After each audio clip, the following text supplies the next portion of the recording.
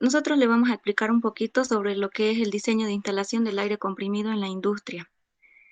Eh, Hoy en día, las instalaciones de aire comprimido se utilizan cada vez más en la industria moderna para dar alimentación a diversos usos, tales como lo son las herramientas neumáticas, el control de instrumentos y equipos.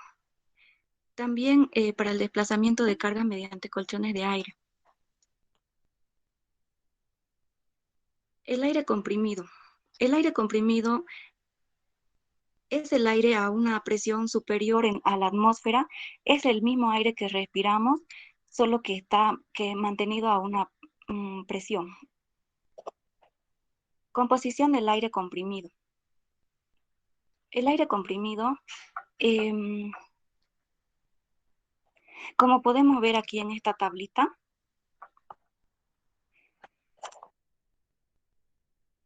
está compuesto por un 78% de nitrógeno y un 21% de oxígeno y el 1% de otros gases. Siguiente, por favor.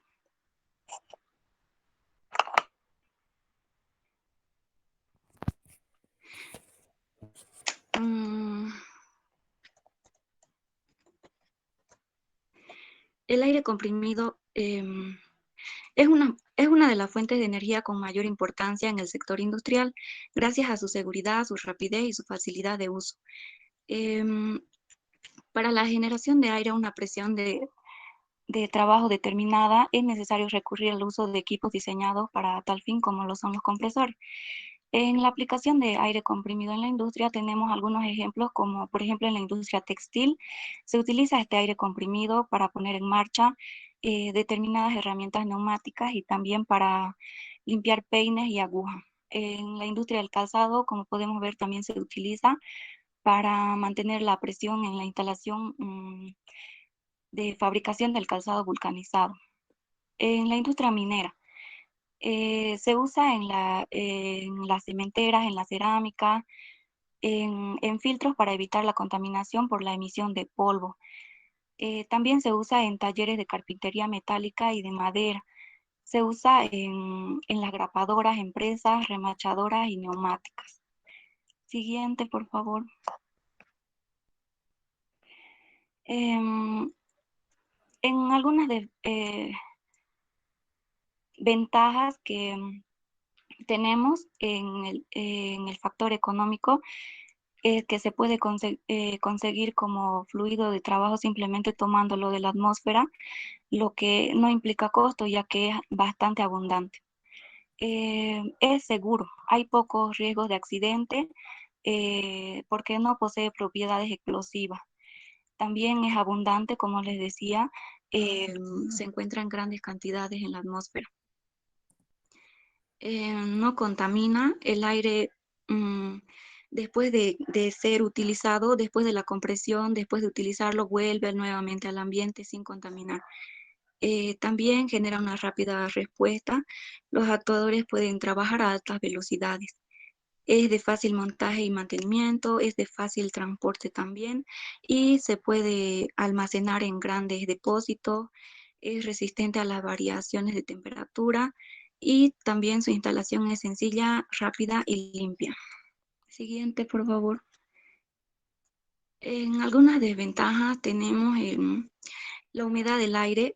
eh, Cuando al salir del compresor puede tener una alta temperatura, lo que hace que al recorrer la línea de distribución, ya sea en una tubería o algo, se presente un enfriamiento y se produzca una condensación, que es el paso de gas a líquido, y esto puede ocasionar la presencia de agua en las tuberías.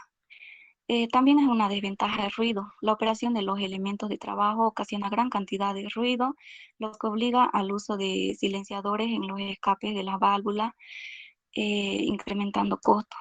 O sea, para evitar el ruido implicaría colocar silenciadores y esto implica el incremento de costos. Limitaciones de fuerza.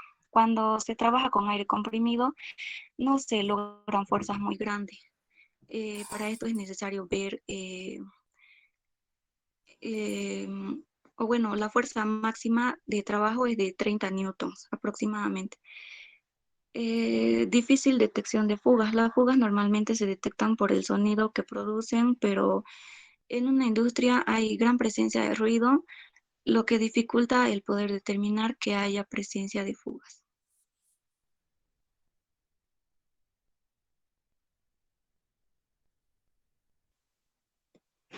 Sistema de aire comprimido. Los elementos básicos del sistema de aire comprimido se relacionan con el compresor, el cual actúa como elemento receptor, transformador, permitiendo las condiciones necesarias al aire comprimido mediante las transformaciones en energía potencial de la energía cinética que es suministrado con el sistema de distribución, tuberías, líneas o conductos de distribución, que están a cargo del transporte del aire comprimido al tanque de almacenamiento, ya los puntos de aplicación, y con los actuadores y herramientas neumáticas que determinan el consumo del sistema. Siguiente diapositiva, por favor. Elementos de un sistema de aire comprimido. 1. Equipos de filtración. Estos dispositivos son utilizados para eliminar las impurezas del aire antes de la compresión, con el fin de proteger al compresor y evitar el ingreso de contaminantes al sistema. Siguiente diapositiva. 2. Compresor. Es el encargado de convertir la energía mecánica en energía neumática, comprimiendo el aire. Existen diferentes tipos de compresor. Por su tipo de desplazamiento, tenemos positivo, volumétrico, cinemática o dinámico. Por su tipo de movimiento, recíprocos, centrífugos, de flujo axial y rotativos. Entre los rotativos tenemos los lóbulos o pistón, de tornillo y la de paleta.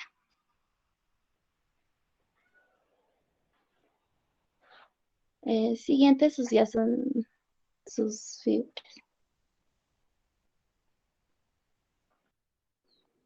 Refrigerador o enfriador. Los equipos de enfriamiento o post-enfriadores son la inversión más rentable para reducir las altas temperaturas del aire comprimido que sale del compresor. Es necesario enfriar el aire a 30 grados centígrados menos 35, de 30 a 35 grados centígrados antes de que entre al secador o filtro en el tratamiento posterior del aire comprimido. Siguiente. Depósitos. Almacenan el aire comprimido y equilibran las pulsaciones del aire procedente del compresor, a la vez que suministra una superficie grande de intercambio de calor que permite disminuir parcialmente la alta temperatura del aire luego de la compresión. Los tanques o pulmones tienen como función principal regular el caudal, evitar cambios bruscos en la presión y el asentamiento de partículas y humedad. Siguiente. Filtros en línea para el aire. Se encargan de filtrar y eliminar las partículas de polvo del aire comprimido hasta una calidad adecuada para el promedio de aplicaciones conectadas a la red. Siguiente. Secadores. Se utilizan para aplicaciones que requieren un aire supremamente seco. Siguiente.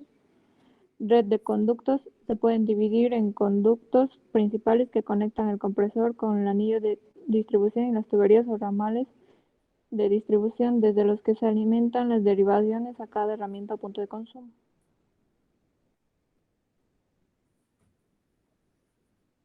Equipos adicionales.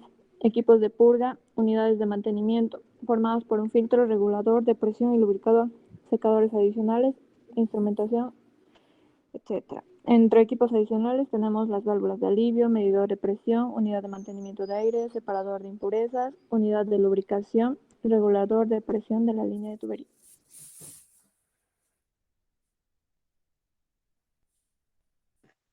Diseño de instalación de aire comprimido. El anterior. Como se puede apreciar en la imagen, se ve una instalación de aire comprimido, donde se ve que las tuberías son de color azul, que significa que son tuberías de aire comprimido. Siguiente, por favor. Criterios para instalaciones de aire comprimido. En el diseño de cualquier instalación de aire comprimido, se sigue una serie de pasos. 1. Localizar e identificar cada proceso, estación de trabajo que utiliza el aire comprimido dentro del recinto industrial, sobre el que se va a proyectar una ejecución de una red de aire comprimido.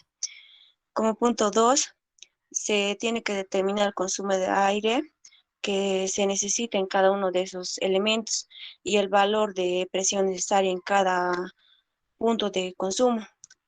Punto 3, se debe determinar requisitos de cada elemento con respecto al máximo nivel de humedad.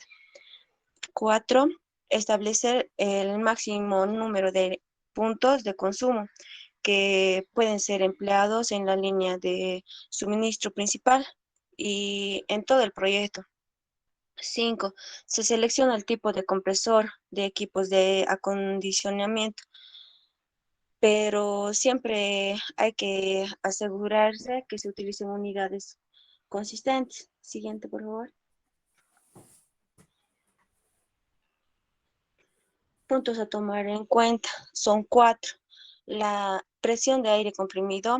Esta se debe calcular la presión a la cual deseamos trabajar y así se establece un buen funcionamiento del compresor. Y se trabaja con una presión de 6 a 7 bares. Caudal de aire comprimido.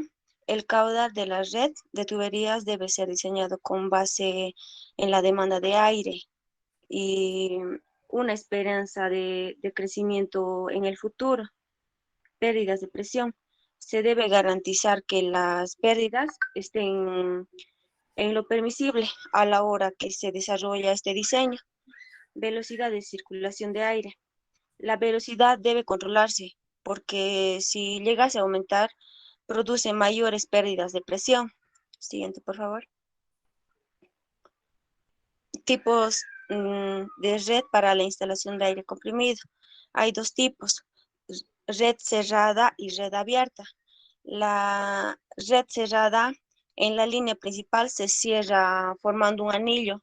En esta red se facilitan las labores de mantenimiento porque se puede aislar algunas partes de ellas sin afectar la producción.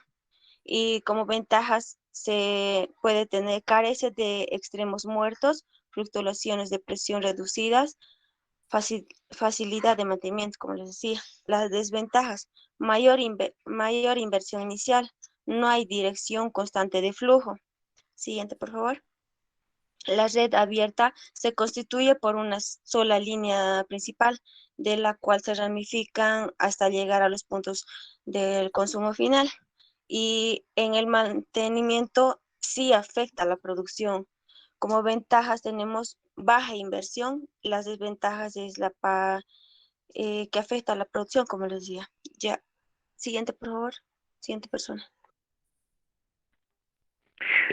Buenas tardes, continuando con el tema, ahora vamos a hablar sobre lo que es el diseño de trayectorias de tubería de sistemas.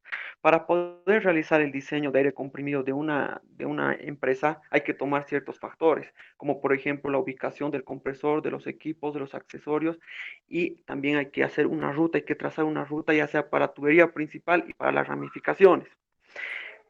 Siguiente, por favor. Dimensionado de las tuberías.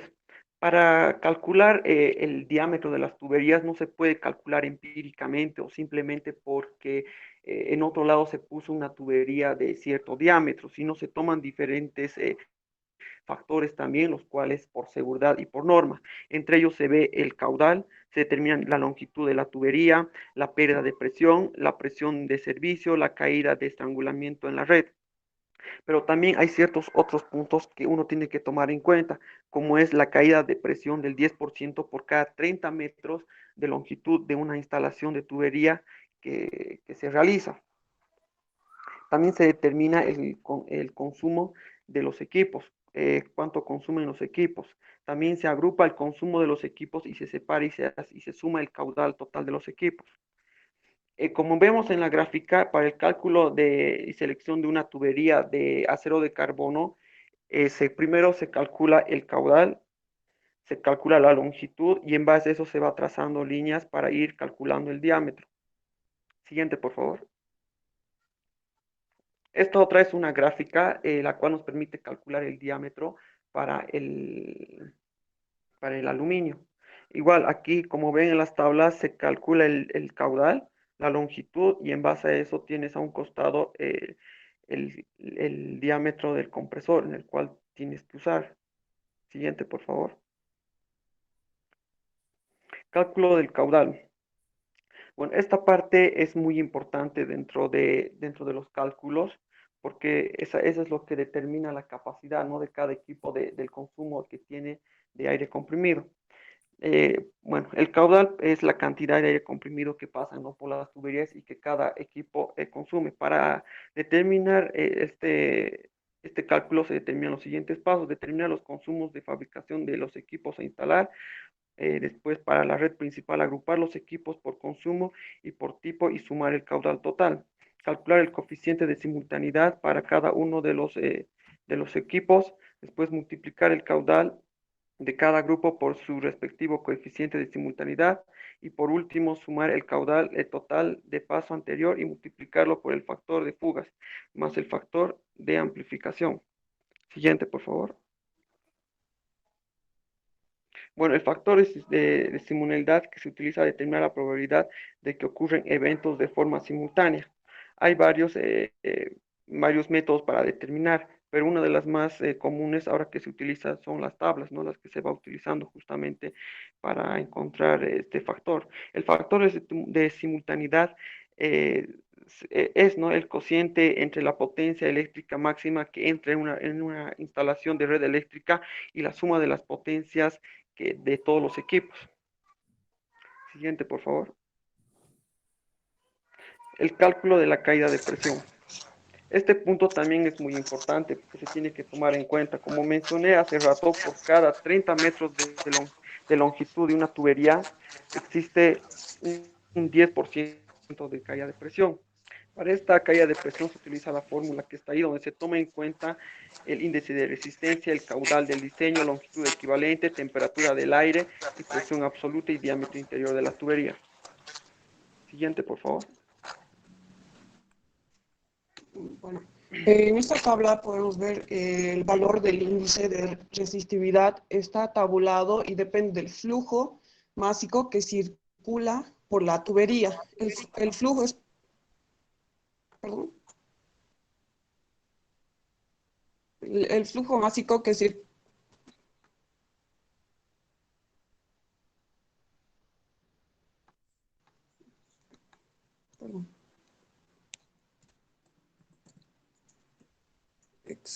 Perdón, ¿si me escuchan? Sí, sí, se escucha. ¿Se escucha, señorita? Sí, Está muy bien, gracias. siga.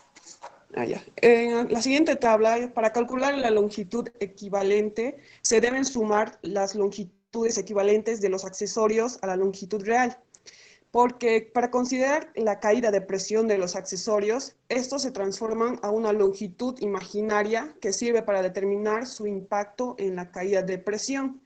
Existen tablas para encontrar esas equivalencias. Aquí se puede apreciar las siguientes. Como podemos ver, hay dimensiones distintas por donde sale la presión. Ahora, normas de seguridad para el manejo de aire comprimido. Para la instalación y manejo del aire comprimido en la industria existen algunas normas que se tienen que tomar en cuenta.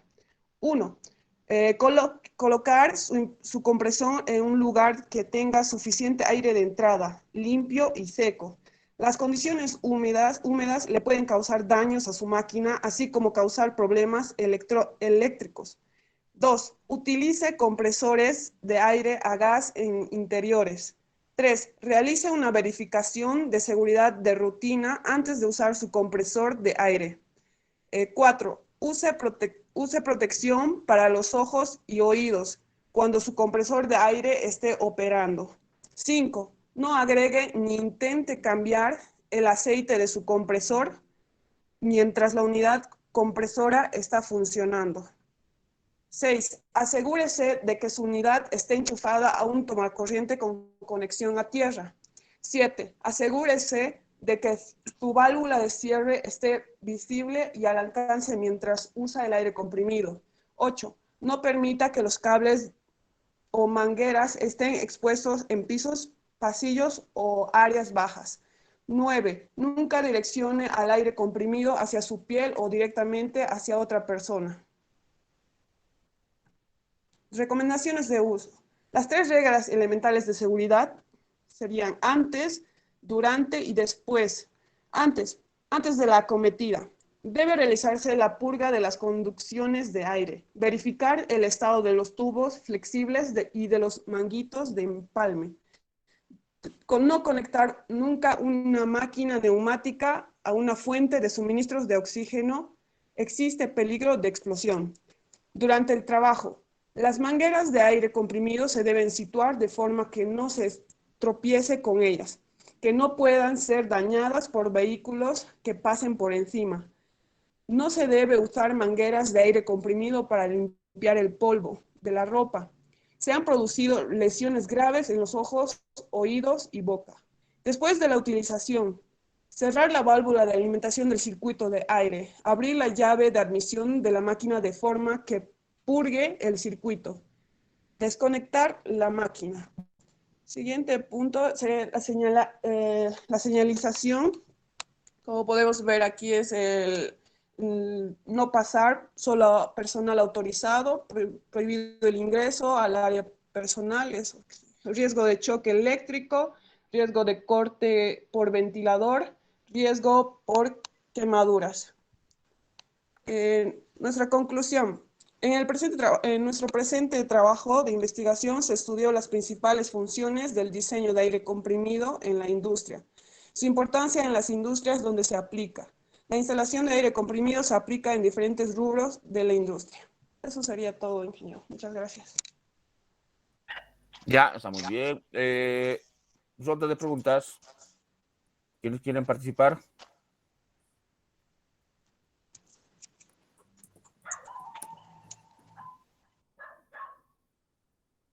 Ya, no hay participantes. Muy bien, vamos con el siguiente grupo.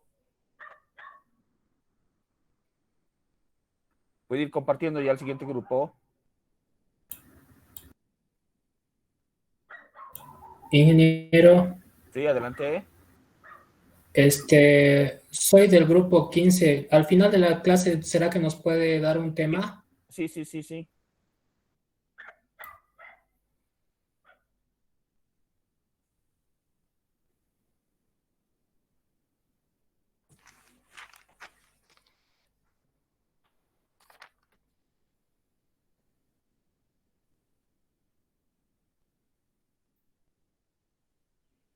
Bien, buenas tardes, ingeniero, y buenas tardes a todos.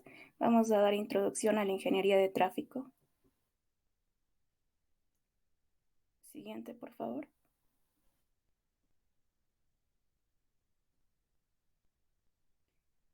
Bien, la ingeniería de tráfico es una herramienta que ayuda al desarrollo de las ciudades. Su correcta aplicación por parte de los ingenieros de tráfico determina las pautas de una movilidad activa y eficiente en un territorio a través de los sistemas de transporte. Los objetivos de la ingeniería de tráfico es brindar seguridad, confort, economía, velocidad y armonía con el medio ambiente. La ingeniería de tráfico, definida como una ciencia y estructurada, ha permitido el estudio de las variables propias del tráfico en las ciudades. Se deriva de la ingeniería de transporte y se ha enfocado en el estudio de elementos de tránsito, en el conductor, peatón, vehículo, vía, señalización y dispositivos de control del tráfico, y la caracterización y estudio del comportamiento de las variables macroscópicas del tránsito, volumen vehicular, velocidad y densidad, así como la relación existente entre los elementos y las variables. Siguiente, por favor.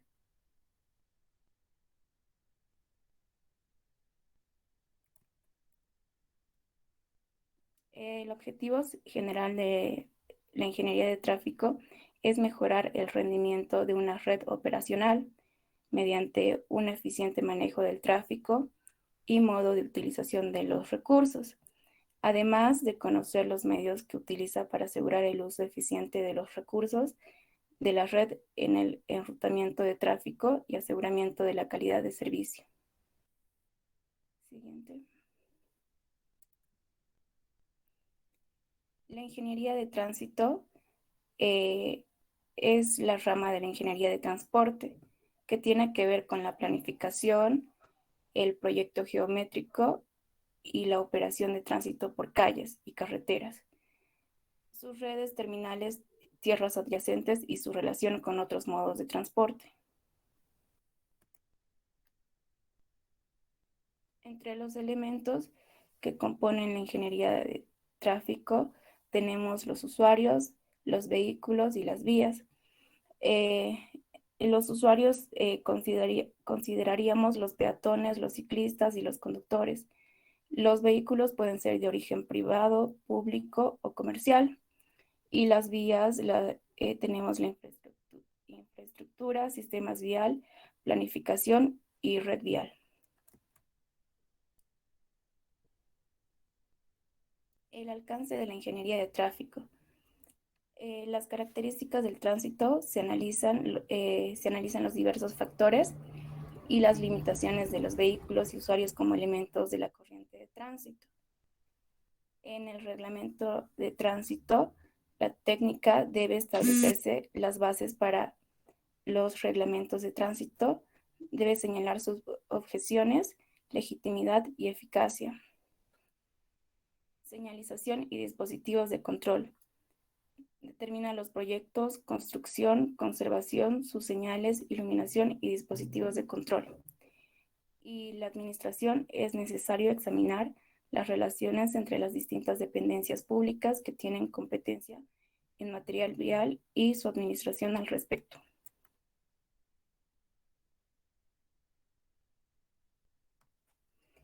La simulación de tráfico se va adquiriendo un creciente interés debido al incremento de movilidad que sufren las ciudades hoy en día. La realización de simulaciones y sobre todo el análisis de sus resultados permite extraer importantes conclusiones que pueden llevar a un mayor conocimiento de la situación general del tráfico en la ciudad, ofreciendo posibles soluciones a los problemas encontrados. La simulación es el proceso de diseñar un modelo de un sistema real y realizar experimentos con él para entender el comportamiento del sistema o evaluar varias estrategias. Entre los modelos de simulación tenemos los modelos macroscópicos que se enfocan en captar las relaciones globales de flujo de tráfico, como velocidad de los vehículos, flujo vehicular y densidad del tránsito. Los modelos mesoscópicos definen una función que expresa la probabilidad de que un vehículo a determinada velocidad se encuentre cierto tiempo en determinada posición. Y los modelos microscópicos, sus variables de interés se relacionan con el comportamiento de vehículo individual respecto a la infraestructura y a los demás vehículos en ella. Siguiente, por favor. Bien. La aplicación. La aplicación comprende la planificación de tráfico y transporte, señalización y regulación semafórica, dirección e ingeniería de tráfico, evaluación y asesoramiento del impacto de tráfico, simulación y modelización de transporte, planificación de eventos especiales, política y planificación de estacionamientos, proyectos de peatonalización y de ciclos de rutas, sistemas de transportes inteligentes, seguridad vial y planeación de puertos. Siguiente.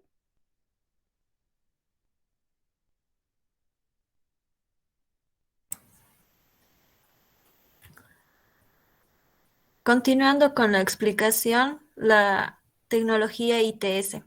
ITS son las siglas en inglés de Sistemas de Transporte Inteligente y son aplicaciones avanzadas pensadas para ofrecer servicios innovadores relativos a diferentes modos de transporte y de gestión de transporte.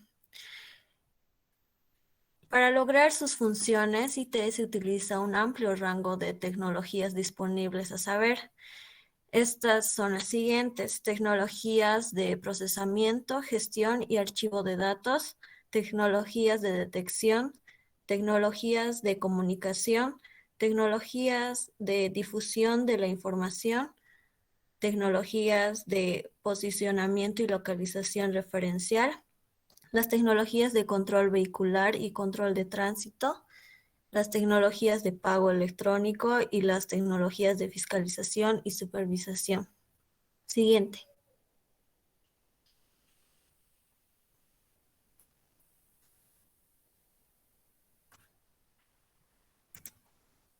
En la infraestructura de red vial, de siglas RBF, que es bajo la responsabilidad del Servicio Nacional de Caminos, las carreteras que pertenecen a esta red deben contar con las siguientes características: vincular las capitales políticas de los departamentos, permitir la vinculación de carácter internacional conectándose con las carreteras principales existentes de los países limítrofes, conectar en los puntos adecuados de dos o más carreteras en la red fundamental y cumplir con las condiciones de protección ambiental. Siguiente.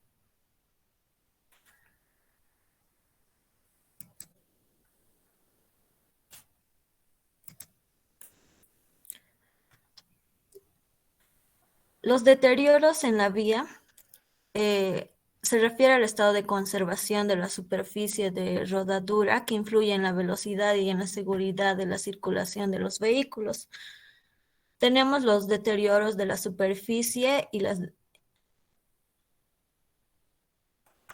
que estas mismas se dividen en bache con pérdida de base, que es la desintegración total de la superficie de la rodura, que puede extenderse a otras capas del pavimento, formando cavidades de bordes y profundidades irregulares.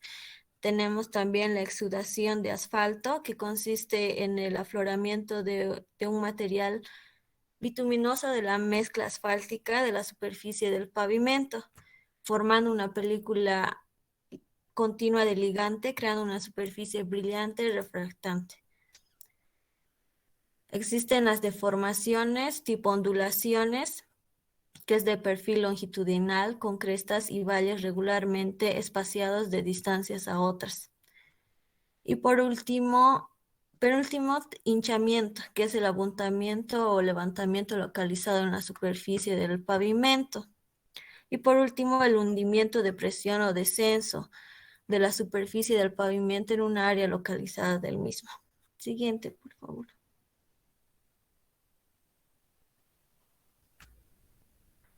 Los niveles de servicio. En la cadena de suministro, el ciclo de nivel de servicio es la probabilidad esperada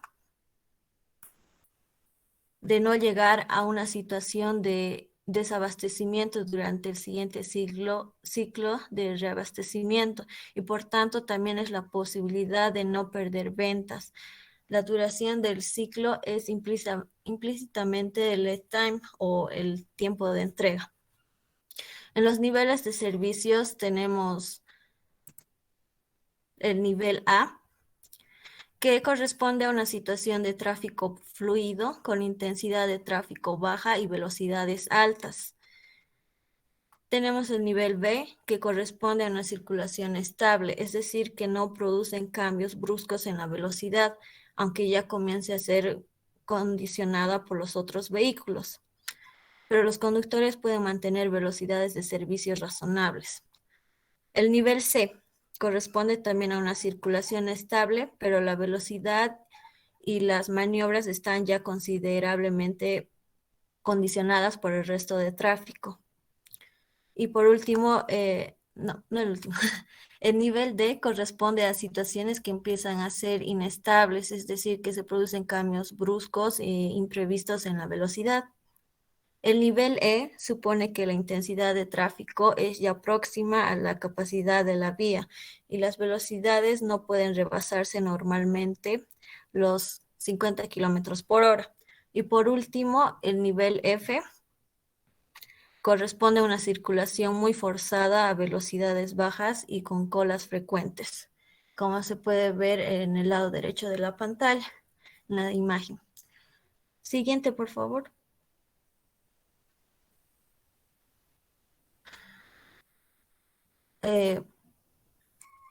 Más antes, una te has pasado.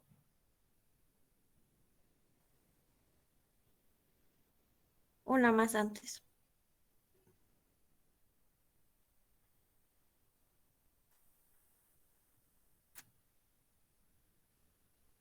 Ah. Mari.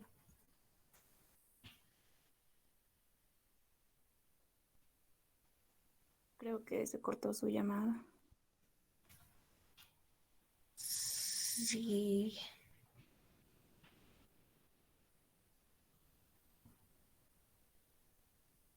¿Alguien lo puede compartir del grupo?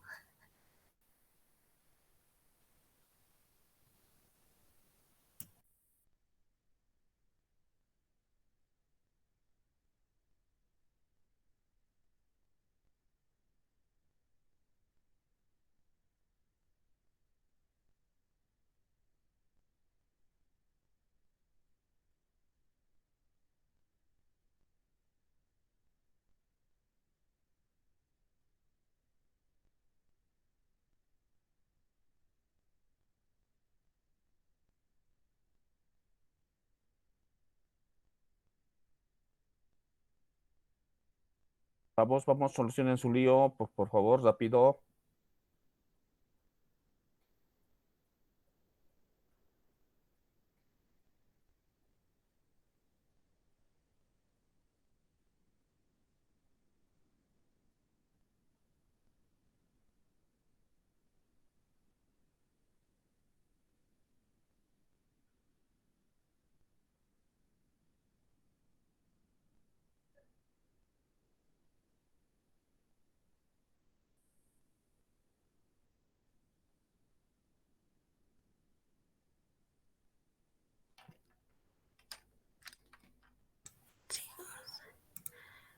Continuando, tenemos los servicios que cubren todo el ciclo de la vida del proyecto. En sí, la ingeniería de tráfico ayuda a resolver los problemas que obstruyen ese proceso, más allá del diseño y la construcción de infraestructuras de transporte. La ingeniería de tráfico se centra en los aspectos funcionales de la geometría de la carrera. Los equipos de ingeniería de tráfico de USP, que tienen experiencia en investigación, planificación, modelado y auditoría, se aplican lo siguiente en la gestión del tráfico, señalización del tráfico, rotondas, instalaciones peatonales, gestión y alojamiento en áreas de construcción, medidas de prioridad del autobús, instalaciones para bicicletas, diseño y coordinación de señales de tráfico. Por último, conteo e encuestas de transporte y tráfico. Siguiente.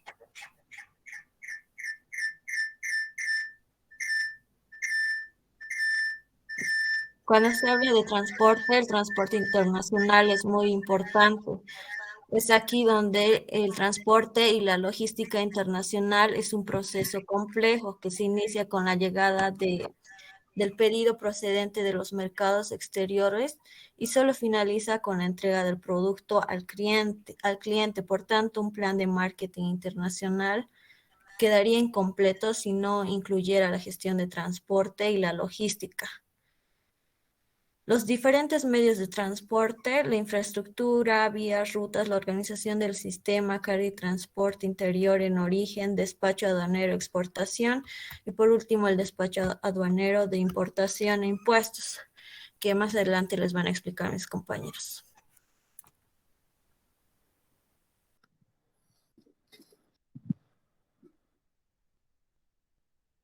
Bueno, y continuando, tenemos entre las ramas del transporte, tenemos el transporte marítimo.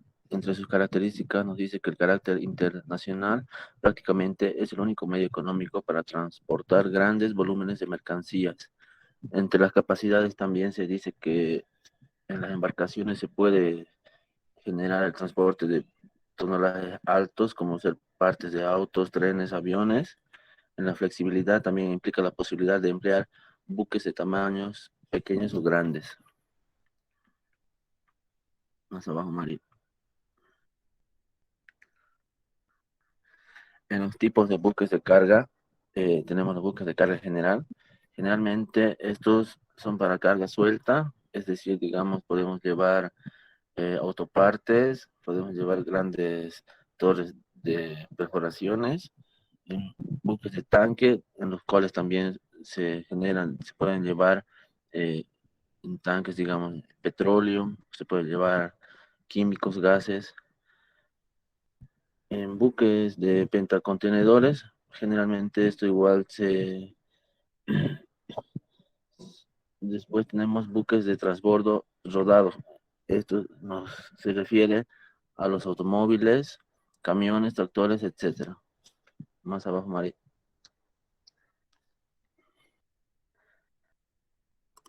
El Bill of Lading, que significa guía de carga. Esto es un documento que sirve como evidencia del contrato de transporte entre el expedidor y la naviera.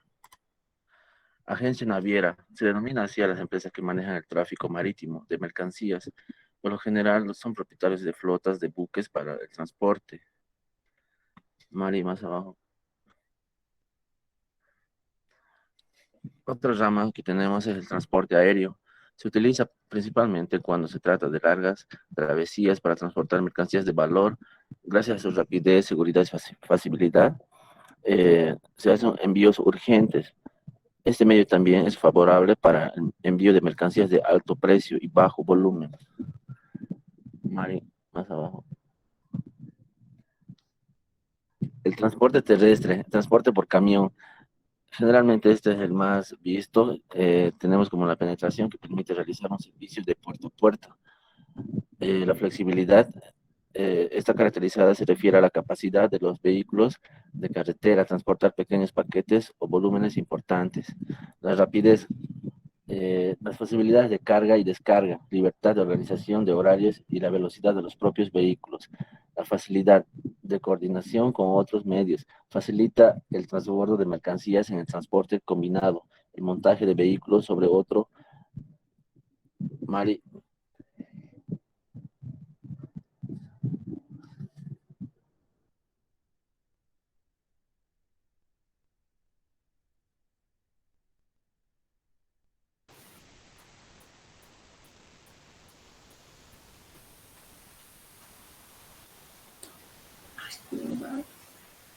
¿Qué pasó, chicos?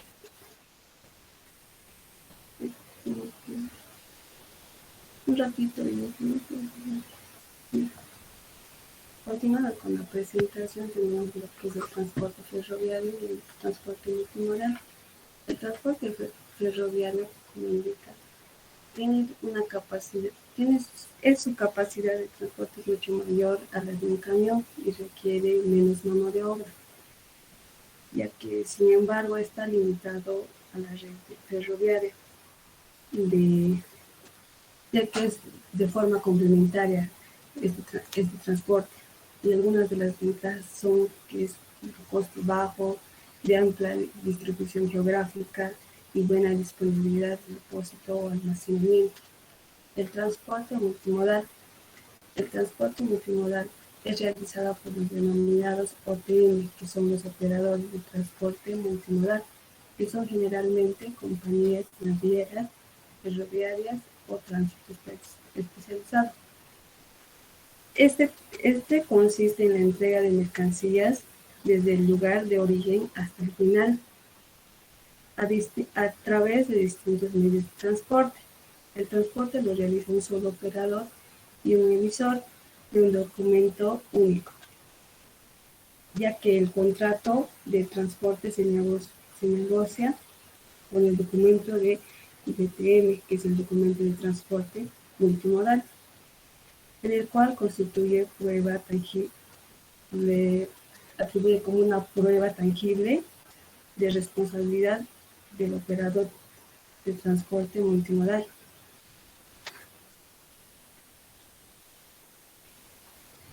continúan teniendo lo que es las redes de comercio internacional boliviano. El Estado de Bolivia está relacionado con las diferentes redes de comercio, que son las macrozonas y el mercado potencial. Los modos de transporte en el Estado de Bolivia cuentan con acceso directo a las siguientes modalidades de transporte, que son el aéreo, el fluvial y el terrestre, mientras que su acceso al transporte marítimo es de una manera indirecta.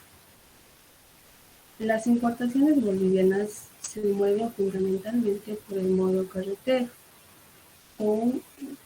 alcanzando el 70%, luego el medio ferroviario con una participación del 18%, y en el tercer lugar tenemos el transporte fluvial con una participación del 9.5%, y finalmente con el transporte aéreo con una participación del 3.5%. Las normas de ingeniería de tráfico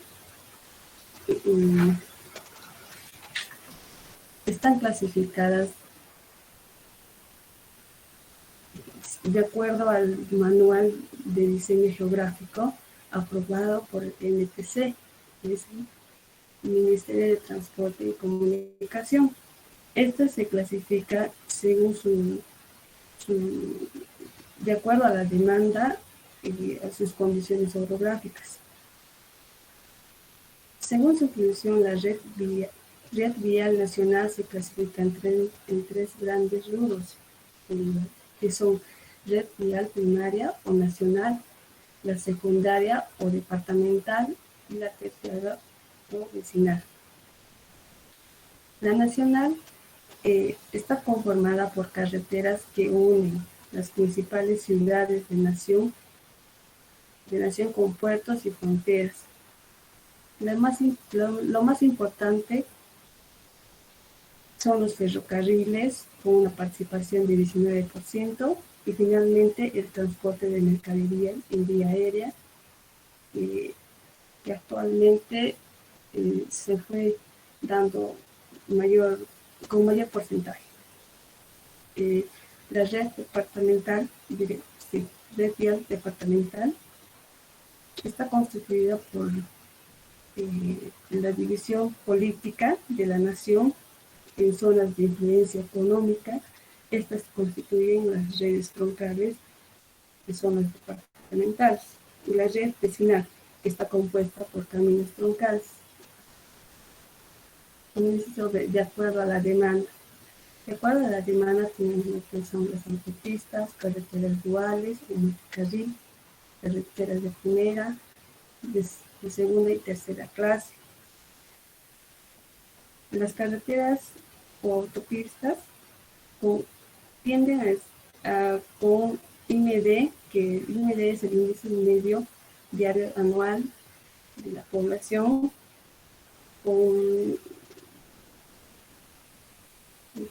superior a los 4.000 vehículos por día, de calzadas separadas con uno o más carriles, con control total de acceso de salida que proporciona el flujo vehicular. El multicarril son calzadas separadas con uno o dos más carriles. El carril de primera clase son aquellas con un IND entre 4.000 a 2.000 vehículos por día. Las carreteras de segunda clase son aquellas de una calzada de 2 carriles, y las de tercera clase son aquellas de una calzada que soportan un IND menor a 400 vehículos por día. Según su condición orográfica, se dividen en 4, que son de tipo 1, tipo 2 y de tipo 3. Las de tipo 1 permiten a los vehículos pesados mantener aproximadamente la misma velocidad que los vehículos ligeros. La tipo 2 es la combinación de alineamiento horizontal y vertical que obliga a los vehículos pesados a reducir velocidades. Tipo 3, combinación de alineamiento horizontal y vertical que obliga a los vehículos pesados a reducir velocidades. Y el tipo 4 son aquellas las que operan en terreno montañoso. En el ámbito urbano tenemos que el sistema vial completamente funcional provee una serie de movimientos de distintas características dentro de un viaje. Las 6 etapas dentro de la mayoría de los viajes son el movimiento principal, transición, distribución, colección y acceso y final.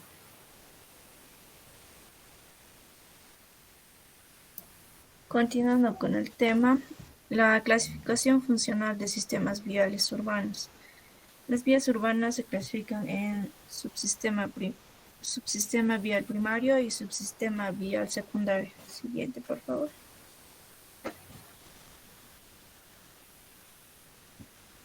Subsistema vial primario. Vías de acceso controlado. Todas las intersecciones o pasos con otros tipos de vías son a desnivel. Arterias principales son vías de acceso controlado parcialmente. Arterias son aquellas vías primarias con intersecciones controladas con semáforos en gran parte de su longitud. Siguiente. Subsistema vial secundario. Estas se categorizan en 4: calles colectoras, calles locales, ciclopistas, calles peatonales. Calles colectoras son aquellas vías que ligan el subsistema vial primario con las calles locales. Calles locales se utilizan para el acceso directo a las propiedades y están ligadas con las calles colectoras. Ciclopistas tiene como función el permitir la circulación de bicicletas exclusivamente. Calles peatonales tienen como función el desplazamiento libre y autónomo de las personas. Siguiente. Seguridad industrial. Se denomina seguridad industrial al conjunto de normas obligatorias establecidas para evitar o minimizar los riesgos que puedan efectuarse en los ámbitos industriales, como los perjuicios derivados de la actividad industrial e incluso las enfermedades ocupacionales. Siguiente. Medidas de seguridad industrial indispensables en toda empresa. El abastecimiento de protección personal. Todo trabajador debe de ser provisto de indumentaria apta e indicada para realizar sus actividades laborales de forma segura. Ropa reflectante. Este tipo de prenda contiene bandas fluorescentes que le ayudan a ser identificado fácilmente. Botas industriales, ya que las botas industriales pueden, como decirles, la caída de los objetos en los pies, golpes sobre el pie, objetos punzocortantes, señales de indicación. Tienen por objeto facilitar el uso al usuario de la vía de ciertas informaciones que puedan serles de utilidad. Eso sería todo, Inge. Ya está muy bien. A ver. Preguntas. Yo, Inge. Adelante. Entonces te lo voy a anotar. ¿Qué apellido es de Andrea? Flores. Andrea Flores, ¿no? Sí, Flores de Ya, Rufí. adelante. Sí, correcto. Adelante. ¿Qué previsiones o cómo podríamos prevenir los deterioros en la vía?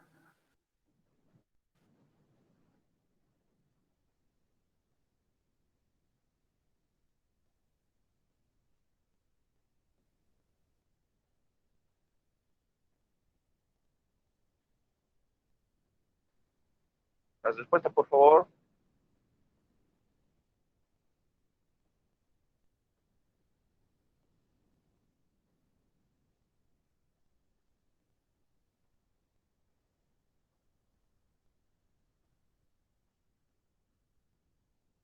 A la pregunta, las respuestas, por favor. Buenas, para la previsión que se podría hacer son la medioambiental para una mitigación en el estudio del qué pavimento utilizar, la corrección también del mismo. Eso sería una previsión. Gracias. ¿Alguien más? Inge, buenas noches. Tengo una pregunta. Adelante, Vargas. Bueno, es una doble pregunta tal vez, ¿no? Bueno, la primera es, ¿qué programa de simulación de tráfico menos la cual se hace la simulación? ¿De cuánto por ciento de precisión se tiene?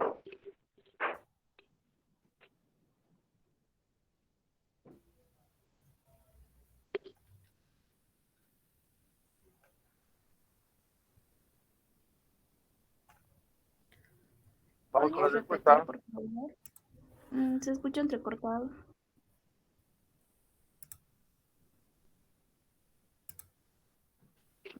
Y a ver, ¿te ¿Puedes escuchan la volver pregunta? a Hola, ahora me Por favor, repetir? sí. escuchan. Sí. Adelante, adelante. Hola, ¿escuchan? Sí, adelante, Sí, adelante. ¿Me escuchan? Bueno, la pregunta, bueno, son dos preguntas. Una es el programa de simulación, o sea, ¿qué programa se puede utilizar para hacer la simulación? Y la otra es de los tipos de simulación que existen, como dijiste, tres, ¿cuál es la precisión o la exactitud a la cual te dan, digamos, una simulación? el programa que se puede utilizar es el software VPS, como se mencionó anteriormente, y no es los tres tipos de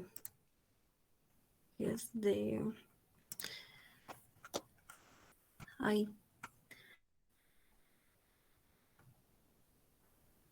no recuerdo bien. Los tres tipos de modelo de simulación, los macroscópicos son los más eficientes.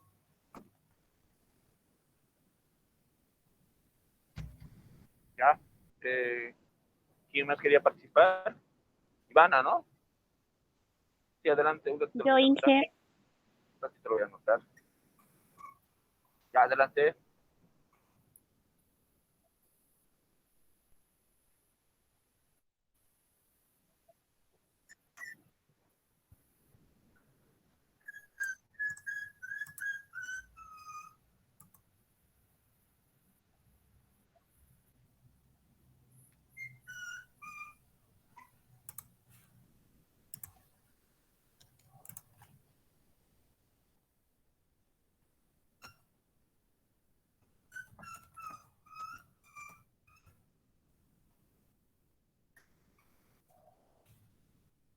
Vamos con la respuesta.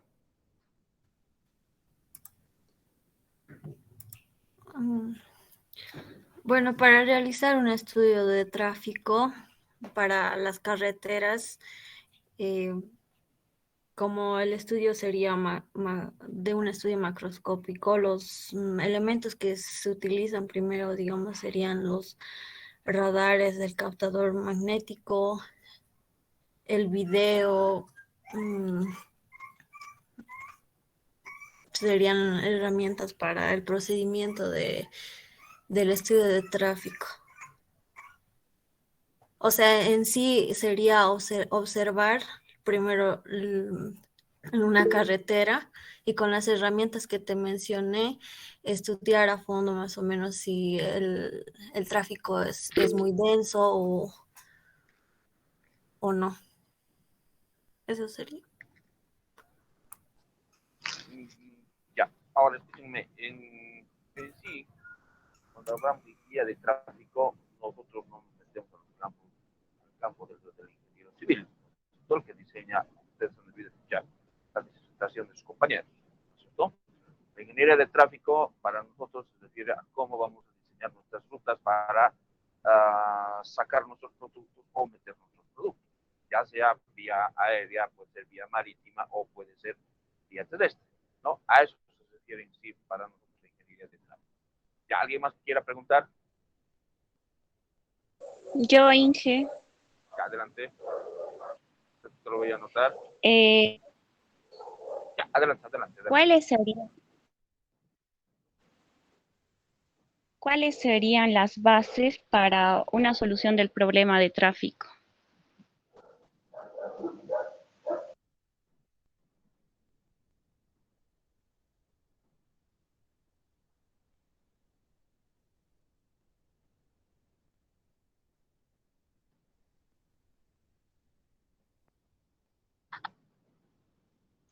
Vamos con la respuesta.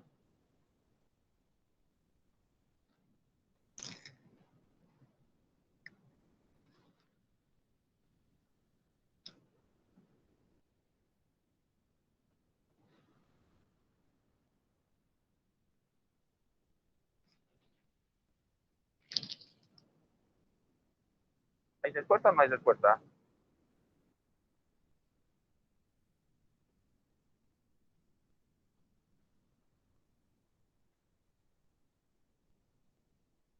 A ver, ¿quién más responde del grupo?